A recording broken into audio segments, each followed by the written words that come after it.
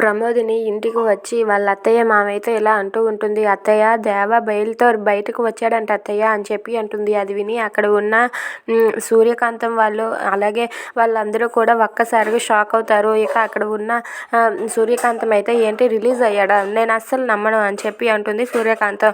అవును, మన దేవాని రిలీజ్ చేయించింది ఎవరో కాదు మిథునాయే.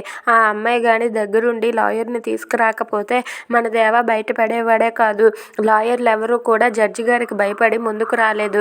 అలాంటిది ఆ మిథున అయితే మాత్రం ఒక లాయర్తో మాట్లాడి బ్రతిమలాడి దేవా తరపున వాదించి దేవాని బయటికి తీసుకువచ్చేలా చేసింది. ఇదంతా చేసింది మిథున దేవాని కాపాడింది అని చెప్పి అంటూ ఉంటుంది. అది విని సూర్యకాంతం అయితే చాలా కుళ్ళుకుంటూ ఉంటుంది. ఇక ఇదంతా విని అక్కడ ఉన్న శారద ఇలా అంటూ ఉంటుంది.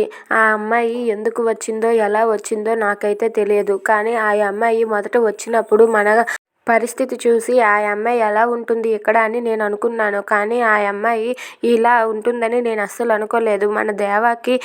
మన దేవ అరెస్ట్ అయ్యాడని తెలిసి మనం ఏమీ చేయలేక ఇంట్లో చేతులు ముడుచుకొని కూర్చున్నాం, కానీ ఆ అమ్మాయి మాత్రం వదలకుండా మొదటి నుండి పోరాడుతూ తన భర్తని తాను కాపాడుకోవాలన్న ధ్యేయంలో తనైతే ముందుకు వెళ్ళింది. ఆ ధ్యేయంతోనే మన దేవాన్ని విడిపించిందండి. ఆ అమ్మాయి చేసిన కృతజ్ఞతకు మనం ఎలా రుణం తీర్చుకోవాలండి అని చెప్పి శారద అంటూ ఉంటుంది. అది విని అక్కడ ఉన్న సత్యమూర్తి అయితే అలా మిథున గురించి ఆలోచిస్తూ ఉంటాడు. ఇక మిథున గురించి శారద అయితే చెప్తూ ఉంటే అక్కడ ఉన్న సత్యమూర్తి ఆలోచిస్తూ ఉంటాడు. Please subscribe our channel.